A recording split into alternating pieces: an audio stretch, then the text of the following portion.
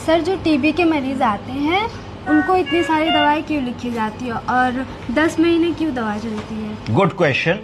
Anti tubercular treatment में 4-5 दवाएं क्यों देते हैं, पहला सवाल है। और उन दवाओं का इतना लंबा कोर्स क्यों होता है कि 7 महीना, 10 महीना, कई बार 12 महीने तक उन दवाओं को मरीज निरंतर खाता रहता है।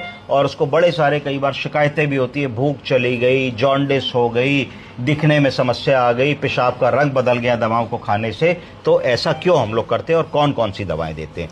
तो समझिए, टीबी एक ऐसी बीमारी है जो बहुत सारे विकसित देशों में अब नहीं होती, पर अनफॉर्चुनेटली हमारे देश में अभी ट्यूबरकुलोसिस की बीमारी होती है।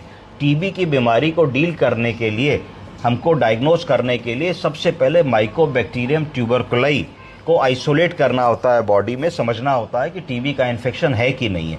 उसको पता करने के लिए कई सारी जांचें होती है। अगर हम फेफड़े की टीबी सस्पेक्ट कर रहे होते हैं तो हम बलगम में टीबी का बैक्टीरिया देख लेते हैं, उस जांच को लिखते हैं स्पूटम फॉर AFB।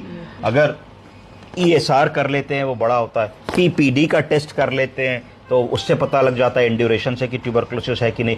कई आजकल ब्लड के टेस्ट आ गए जिनको टीबी गोल्ड कहा जाता है, बॉडी फ्लूइड्स के टेस्ट आ गए जिनको ADA कहा जाता है, एडिनोसिन डीएमिनेज एंटीजन कहा जाता है। तो विभिन्न प्रकार के टेस्ट है। एक बार टेस्ट हो गए और ये पुष्टि हो गई कि मरीज को लंबा बुखार 3-4-5 महीने से आ रहा है, ठीक नहीं हो रहा है, रोज इवनिंग राइज इन टेम्परेचर है, तो इसका मतलब है कि टीबी की एक बड़ी संभावना है। किसी के फेफड़े में पानी आ गया है तो भी टीबी की बड़ी संभावना है। तो उस स्थिति में आपके चिकित्सक जांच के बाद ये पता लगा देते हैं कि टीबी है कि नहीं। टीबी होने के बाद हम लोगों को उसको एंटी ट्यूबरकुलर ट्रीटमेंट देना होता है। एंटी ट्यूबरकुलर ट्रीटमेंट हमारे भारतवर्ष में टीबी की जो 4 इंपॉर्टेंट दवाएं हैं उनके बारे में मैं आपको बताऊंगा। तो जो गोली या किट आती है जिसको AKT4 कहते हैं, क्या कहते हैं? AKT4 या एक्यूरेट 4, वो 4 दवाओं का कॉम्बिनेशन होता है। 4 दवाओं का कॉम्बिनेशन क्यों दिया जाता है? जिससे मरीज को एक ही गोली में अगर चारों दवाएं मिल जाएंगी तो उसके लिए खाना बेटर होगा और कंप्लाइंस बेटर होगी। अगर उसको कहा जाए अलग अलग बहुत सारी दवाएं खाओ तो शायद मरीज भूल जाए, कंफ्यूज हो जाए और दवाएं ना खाए,